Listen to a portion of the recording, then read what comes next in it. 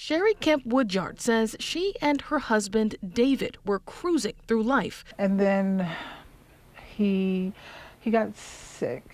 Until late 2019. They had ran a PET scan, and the doctor says to me, we saw cancer. Lung cancer and brain lesions. And then came the mood swings. He has early stage dementia. Plus PTSD, plus lung PTSD, cancer. plus et cetera. All of this happened within a 5-year span. Sherry says she quickly realized that David needed more care than she could provide, and she eventually placed him here at the Arbors at Delaware in 2025. My nightmare begins July 12th. Almost immediately, she says, she began getting complaints about her husband behaving aggressively. But despite many visits and meetings to create a care plan for him, she says things never improved. And then Sherry says she got a series of concerning phone calls. The first was from management in late November.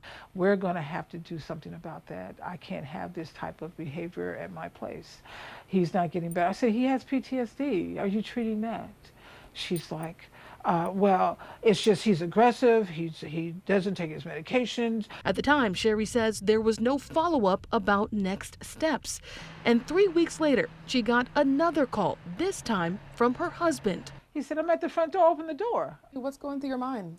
I can't say, but that's safe for TV. WTF. Sherry wasn't home and asked that David be taken back to the facility so they could figure out next steps.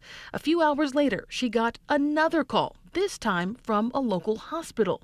And the nurse there, or I don't know if she's a social worker or whatever, she says, I have Walter David Woodyard here, who says he's your husband, and he's just been dumped here by Arbors. Sherry tells 10 Investigates she worked with that hospital to get her husband transferred to another facility in Dayton.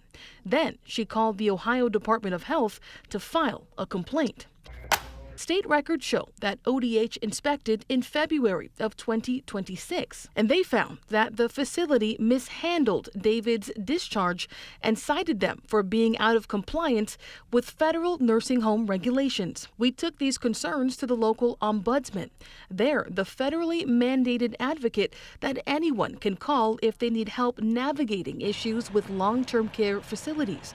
Legally, they can't comment on specific cases, but our local ombudsman was able to speak to us about how nursing home discharges should be handled in general. For the vast majority, if you're being asked to leave a facility, the facility has to give you a 30-day notice, and then you have a right to a hearing. Sherry says that didn't happen in her husband's case. And as she looks ahead to her family's future, she tells me she hopes others will seek out the help of advocates. How's he doing? He's doing well. Oh.